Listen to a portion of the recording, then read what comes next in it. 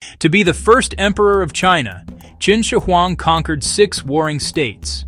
But his greatest challenge wasn't a kingdom or an army, it was history itself.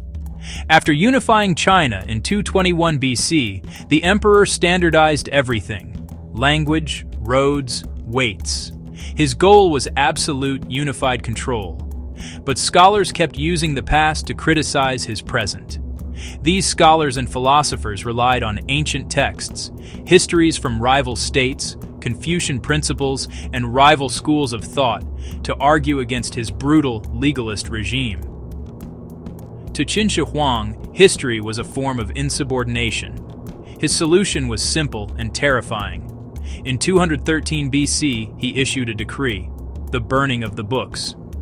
All historical, philosophical, and poetic texts not dealing with the Qin Dynasty, medicine, or agriculture were to be surrendered and systematically burned.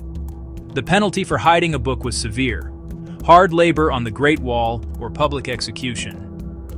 The state's goal was nothing less than erasing all prior thought, ensuring that China's intellectual history began with the Qin Dynasty. When hundreds of Confucian scholars protested the destruction, Qin Shi Huang met resistance with spectacular cruelty.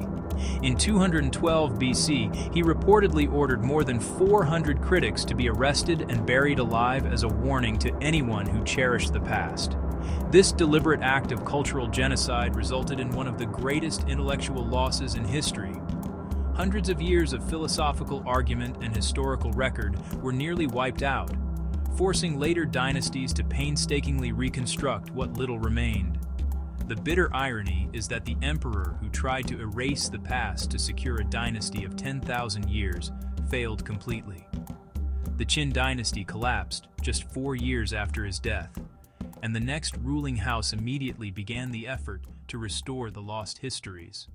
Qin Shi Huang proved that while fire can destroy paper, it can never truly extinguish the memory of those who lived before.